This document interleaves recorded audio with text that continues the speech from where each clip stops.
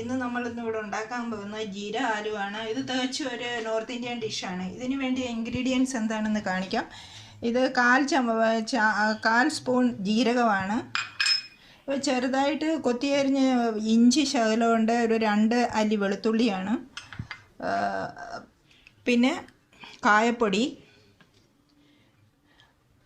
ഒരു പച്ചമുളക് ചെറുതായിട്ട് കൊത്തിയരിഞ്ഞത്, ശകലം മഞ്ഞൾപ്പൊടി, 1 ടീസ്പൂൺ മല്ലിപ്പൊടി,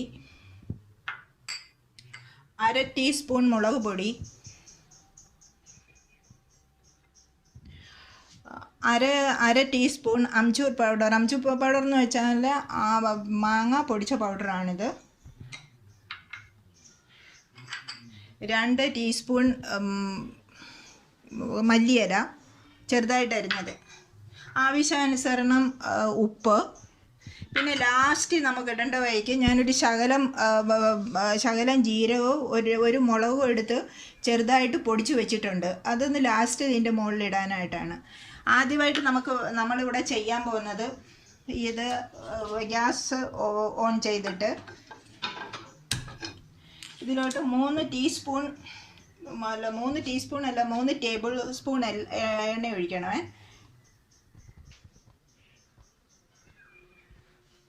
ഏതെണ്ണയായാലും മതി, ഏത് ഓയിലായാലും യൂസ് ചെയ്യാം. ഞാൻ ബേബി പൊട്ടാറ്റോ ബോയിൽ ചെയ്ത് അതിൻ്റെ തൊലി എടുത്ത് വെച്ചിരിക്കുന്നതാണ്. ഇതിന് മഞ്ഞ കളർ വരാൻ കാരണം ഞാൻ എപ്പോഴും പൊട്ടാറ്റോ ബോയിൽ ചെയ്യുമ്പോൾ അതിനകത്ത് ശകലം മഞ്ഞൾപ്പൊടി ഇട്ടാണ് ബോയിൽ ചെയ്യുന്നത്. അത് ഞാൻ ബേബി പൊട്ടാറ്റോ നിങ്ങൾക്ക് പച്ചക്കറി കടയിൽ ചെന്ന് ചോദിച്ചിട്ടുണ്ടെങ്കിൽ വലിയ പൊട്ടാറ്റോയുടെ കൂടെ ഈ ചെറിയ പൊട്ടാറ്റോ വരും. അന്നേരം അത് തരാൻ പറഞ്ഞിട്ടുണ്ടെങ്കിൽ അവർ ശകലം വില കുറച്ച് തരികയും ചെയ്യും. വില കുറച്ചില്ലെങ്കിലും മേടിക്കും, നല്ലതാണ് ഇത്. പിന്നെ പുതിയതാണെങ്കിൽ ഒത്തിരി നല്ലതാണ്. പുതിയതെന്ന് പറയുമ്പോൾ നമ്മളിങ്ങനെ അതിൻ്റെ മുകളിലിങ്ങനെ തോലിങ്ങനെ പൊങ്ങിയിരിക്കും. കൈ കൊണ്ട് ഇങ്ങനെ നോക്കുകയാണെങ്കിൽ പെട്ടെന്ന് ആ തോലങ്ങ് പോകും. ഞാനത് ലാസ്റ്റ് നിങ്ങൾക്ക് വീഡിയോയിൽ കാണിക്കാം എങ്ങനെയാണെന്നുള്ള കാര്യം. എണ്ണ ചൂടാകട്ടെ, നമുക്കിതൊന്ന് ഫ്രൈ ചെയ്തെടുക്കണം ആദ്യം.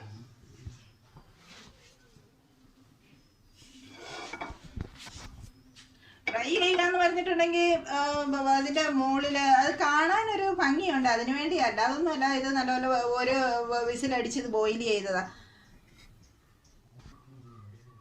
എണ്ണ ചൂടായി, നമുക്ക് ഈ പൊട്ടാറ്റോ ഓരോന്നായിട്ട് എണ്ണയിൽ വിട്ടിടാം.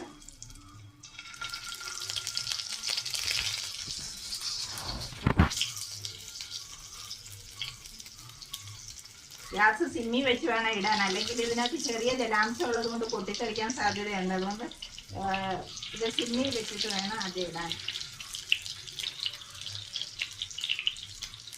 ഇതിന് വേണ്ടി ഞാൻ എടുത്തേക്കുന്ന 1/2 കിലോ പൊട്ടാറ്റോ ആണ്.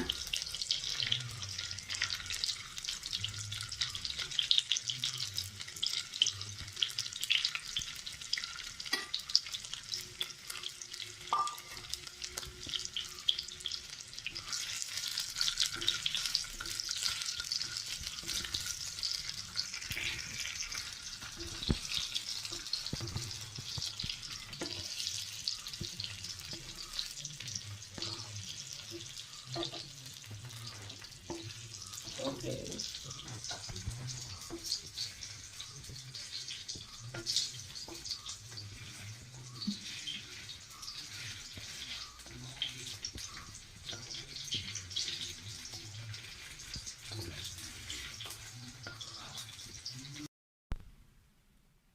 നമ്മുടെ പൊട്ടാറ്റോ ഇപ്പം ശരിയായിട്ടുണ്ട്. ഇത് കണ്ടില്ല, ഇവിടെ ഇങ്ങനെ കരിഞ്ഞല്ല, ഇങ്ങനെ ഫ്രൈ ആയിട്ടിരിക്കുന്നത്. ഇത് പാകമായിട്ടുണ്ട്. ഇതിപ്പോൾ നമുക്കൊരു വേറൊരു പാത്രത്തിലോട്ട് എടുത്ത് മാറ്റാം.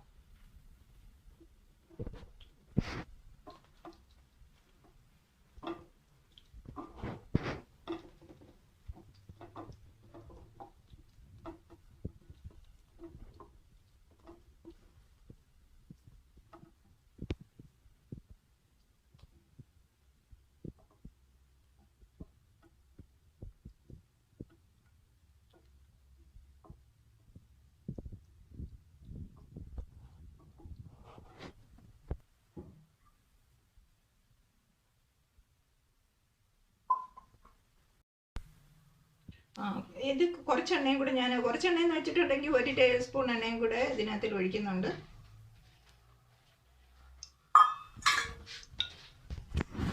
എണ്ണ ചൂടാവട്ടെ.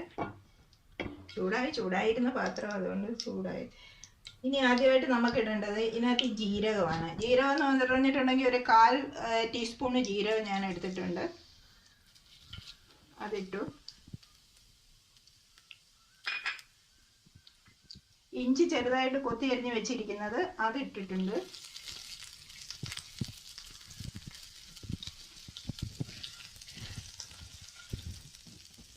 അതിനുശേഷം വെളുത്തുള്ളി ഇഷ്ടമില്ലാത്തവർക്ക് ഇത് സ്കിപ്പ് ചെയ്യാം കേട്ടോ. ചിലർക്ക് വെളുത്തുള്ളിയുടെ മണം ഇഷ്ടമില്ല, വലിയ ടേസ്റ്റ് ഒന്നും അധികം വ്യത്യാസമൊന്നും വരത്തില്ല. വെളുത്തുള്ളി ഇല്ലാത്തവരാണെങ്കിൽ അത് സ്കിപ്പ് ചെയ്യാം. പിന്നെ മുളക് അരിഞ്ഞ് വെച്ചിരുന്നാൽ മുളക് ഇടാം. കായപ്പൊടി ഒരു 3 കായപ്പൊടി ഇട്ടാൽ മതി. മഞ്ഞപ്പൊടി,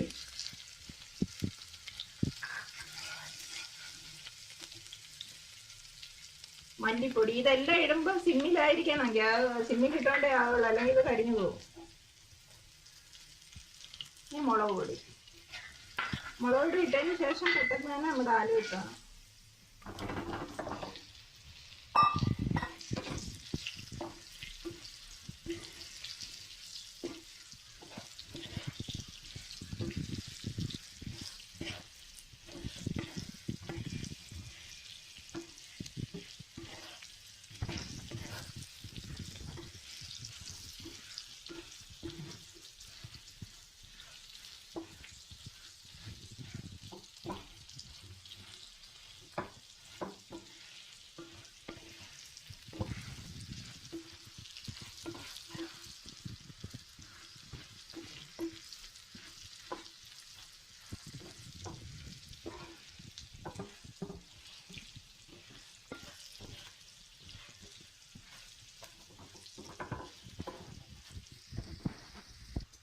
ഒരു സ്പൂൺ മല്ലിപ്പൊടിയും കൂടെ ഇതിലിടണം.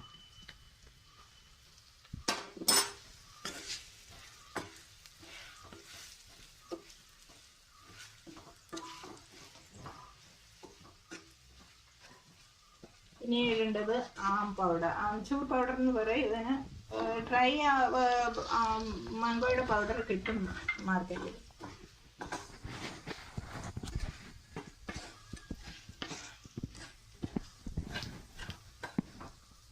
ഇനി ഇടേണ്ടത് ആവശ്യത്തിന് ഉപ്പ്,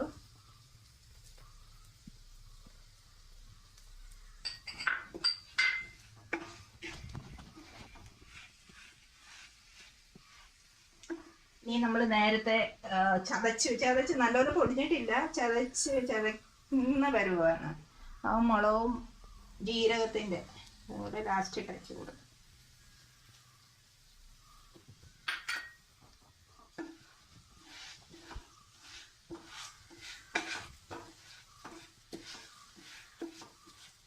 ഇനി ഇടേണ്ടത് ചെറുതായിട്ട് അരിഞ്ഞു വെച്ചിരിക്കുന്ന മല്ലിയിലയാണ്.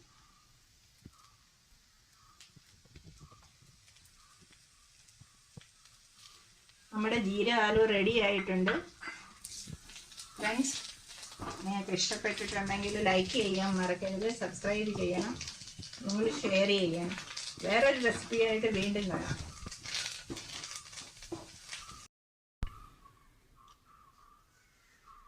ഇത് വളരെ നല്ലതാണ്. പിന്നെ ചപ്പാത്തിയുടെ കൂടെയും പിന്നെ നാൻ്റെ കൂടെ, ചപ്പാത്തിയുടെ കൂടെ, പൂരിയുടെ കൂടെ ഒക്കെ കഴിക്കാൻ ഏറ്റവും സിമ്പിളായിട്ടുള്ള നല്ല ടേസ്റ്റി ആയിട്ടുള്ള ഒരു വിഭവമാണിത്. അതുകൊണ്ട് നിങ്ങൾ എല്ലാവരും ട്രൈ ചെയ്തിട്ട് കമൻറ്റ് ബോക്സിൽ കമൻറ്റ് കൊടുക്കണം.